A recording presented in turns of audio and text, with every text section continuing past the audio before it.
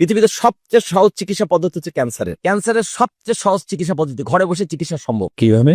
এই মেডিকেল সায়েন্সের আদি বাবা হিপোক্রেটিসের ফর্মুলা, তাকে না খাইয়ে রাখো, প্রাকৃতিক জীবন্ত খাবার খাইয়ে বাঁচিয়ে রাখতে পারলে তার শরীর থেকে ক্যান্সারের সকল কোষ রিমুভ হয়ে যাবে। চ্যালেঞ্জ দিচ্ছি, যে কেউ এই চ্যালেঞ্জ গ্রহণ করতে পারে। আর সবচেয়ে কঠিন রোগ বলা হয় বা ধারণা করা হয় বা দেখা যাচ্ছে ক্যান্সার। আর আমি বলি প্রাকৃতিক রীতিনীতি সম্পর্কে আমার যেটুকু এতদিনের জ্ঞান অর্জন, ধর্মীয় বই পড়ে আমি যেটুকু বুঝছি, পরিষ্কার কথা, পৃথিবীতে সবচেয়ে সহজ চিকিৎসা পদ্ধতি হচ্ছে ক্যান্সারের, আর সবচেয়ে কঠিন চিকিৎসা পদ্ধতি হচ্ছে জ্বরের। কি বলেন, এটা কিভাবে? এটা কিভাবে সহজে বুঝাই দিচ্ছি। ক্যান্সার কঠিন রোগ, আসলে এটা রোগ না। ক্যান্সার কোনো রোগই না। ক্যান্সার হচ্ছে শরীরের কিছু কোষের অস্বাভাবিক আচরণ, মানে যে কাজটা তার করার কথা তার বাইরে গিয়ে সে আচরণ করছে, উদ্ভট আচরণ করছে, ফুলে যাচ্ছে, বিকৃতি আকার ধারণ করছে, এটা হচ্ছে ক্যান্সার। কিন্তু ক্যান্সারকে কেন সহজ বলছি, কারণ দেখবেন ক্যান্সারই শুধু শেষ কথা না, বলবে ব্লাড ক্যান্সার, বলবে স্টমাক ক্যান্সার, বলবে বোন ক্যান্সার। দ্যাট মিনস আপনার পুরো শরীরের কোন জায়গাটা অস্বাভাবিকত্ব অলরেডি আইডেন্টিফাইড। জ্বর হলে আপনি বুঝতে পারছেন না, না ক্যান্সারটাকে ক্যান্সার হলে বোঝা ক্যান্সারটা তো শুধু ক্যান্সার বলছে না, বলছে অমুক অঙ্গটা, অমুক জায়গায়। হ্যাঁ, তার মানে অলরেডি আইডেন্টিফাইড। আচ্ছা সহজে আমি বলি, আপনাকে আমি এভাবে বুঝাই। আমি আপনাকে বললাম যে তুমি অমুক দেশে যেও না, ওই দেশে তোমার জন্য হত্যাকারী অপেক্ষা করছে, তাহলে পুরো দেশটা কিন্তু আপনার জন্য ভয়ঙ্কর। কিন্তু আমি যদি বলি অমুক দেশের অমুক জায়গায় শুধু যেও না, কারণ হত্যাকারীটা ওইখানে আছে, আপনাদের ব্যাপারটা সহজ হয়ে গেল না? স্পেসিফিক হয়ে গেল। এটা আমি বোঝাতে চাচ্ছি। ক্যান্সারকে আমরা জটিল করে তুলেছি, কিন্তু আসলে ক্যান্সার জটিল না। ক্যান্সার অলরেডি আইডেন্টিফাইড যে শরীরের এই অঙ্গটা ক্ষতিগ্রস্ত, আর যখন চিহ্ন করে ফেলছে ওই জায়গা ক্ষতিগ্রস্ত, ওইটা ঠিক করে ফেলেন। আর জ্বরকে আমি কেন কঠিন রোগ বলছি, কঠিন সমস্যা বলছি, কারণ জ্বরটা মানে শরীরে কোনো না কোনো জায়গায় ক্ষতিকর কিছু ঢুকছে, কোন জায়গায় আনআইডেন্টিফাইড। তাহলে একটা রোগ চিহ্নিত, একটা অচিহ্নিত, কোনটা সহজ? আপনি কমন সেন্স দিয়ে বলেন। অবশ্যই চিহ্নিতটা। চিহ্নিত হতো ক্যান্সার, তাহলে ক্যান্সার সহজ, জ্বর কঠিন। এবার আসেন ক্যান্সারের চিকিৎসা পদ্ধতি। যদি ক্যান্সার হয়ে যায় কারো, প্রচলিত মেডিকেল সায়েন্সের ভাষায়, হ্যাঁ, তাহলে প্রথমটা চিকিৎসা কি? ওই এই মেডিকেল সায়েন্সের আদি বাবা, দ্যাট মিনস হিপোক্রেটিসের ফর্মুলা, তাকে না খাইয়ে রাখো। ক্যান্সারের সবচেয়ে সহজ চিকিৎসা পদ্ধতি ঘরে বসে চিকিৎসা সম্ভব। কিভাবে? প্রথম আইডেন্টিফাই হলো সিরিয়াস তার কোন একটা অঙ্গ সমস্যা, কোন একটা অঙ্গে, যে কোনো অঙ্গে, তাকে টানা 3 থেকে 5 দিন, ক্ষেত্র বিশেষে 7 দিন পর্যন্ত শুধু লেবু পানি মধু খাইয়ে রাখতে হবে। লেবু পানি আর মধু, 1 গ্লাস গরম পানির মধ্যে, হালকা কুসুম গরম পানির মধ্যে একটু লেবুর রস আর 1 চামচ মধু। ধরেন আপনি সকালে ঘুম থেকে উঠে পরে সকাল 6টা একবার খেলেন, 1 ঘন্টা পর 7টা একবার খাবেন, 8টা একবার খাবেন, 9টা একবার খাবেন, 10টা, এভাবে সন্ধ্যা সূর্যাস্ত পর্যন্ত যে কয় গ্লাস হলো খেলেন। আচ্ছা, তারপর আপনি সূর্যাস্ত হয়ে গেল, ওই পানিও খাওয়ার দরকার নেই, লেবু পানিও খাওয়ার দরকার নেই। আবার পরদিন সকাল থেকে লেবু পানি মধু, লেবু পানি মধু, লেবু পানি মধু, এইভাবে টানা 3 থেকে 7 দিন পর্যন্ত ক্যান্সারের ভয়াবহতার ভিত্তিতে।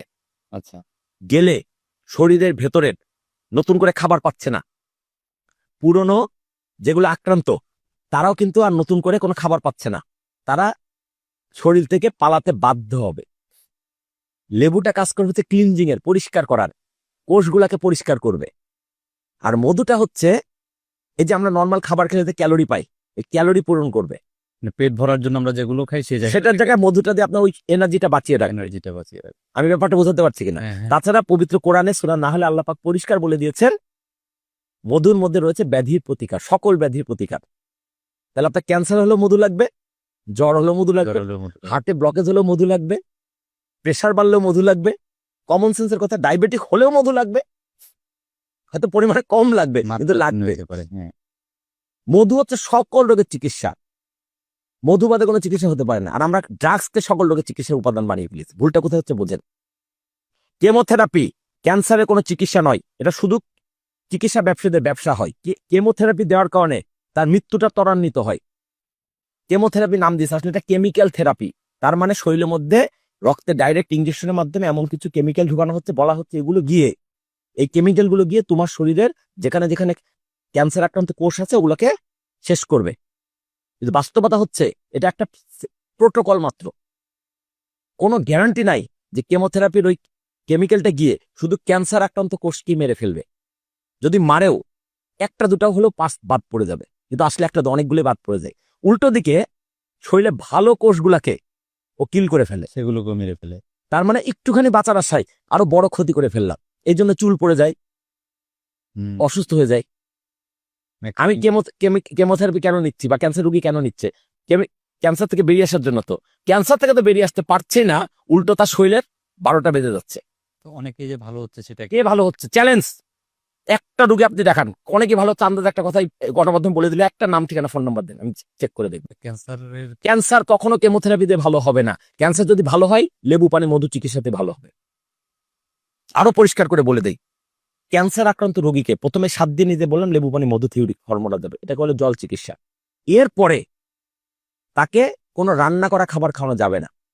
আমি নিশ্চিতভাবে বলছি, যে কোনো ক্যান্সার আক্রান্ত রোগীকে 6 থেকে 9 মাস আগুনের স্পর্শবিহীন প্রাকৃতিক জীবন্ত খাবার খাইয়ে বাঁচিয়ে রাখতে পারলে তার শরীর থেকে ক্যান্সারের সকল কোষ রিমুভ হয়ে যাবে। চ্যালেঞ্জ দিচ্ছি, যে কেউ এই চ্যালেঞ্জ গ্রহণ করতে পারে। আচ্ছা, তাহলে মধু, লেবু, পানি এটা 3 দিন 4 দিন 7 দিন খাবে, 7 দিন। এর বাইরে অন্য কিচ্ছু খাওয়া যাবে না। প্রাকৃতিক খাবারগুলো কি কি খাবে? কিচ্ছু খাবে না এই 7 দিন। কেন খাবে? একটু আগে কি বুঝাইলাম, রোগাক্রান্ত অবস্থায় রোগকে খাবার দেওয়া মানে রোগকে খাবার দেওয়ার মতো। এটা তো 7 দিন খেলো, 7 দিন খেলো, 9 মাস। বাকি 9 মাস প্রাকৃতিক খাবার, প্রকৃতি ফল খাও, গাছ থেকে পাড়া ফল খাও, শাকসবজি খাও। তবে আবার কেমিক্যালের সার দিয়ে তৈরি করা হবে না।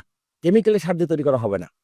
আচ্ছা। একদম রাসায়নিক সার মুক্ত, কীটনাশক মুক্ত, ন্যাচারালি যেটুকু হইছে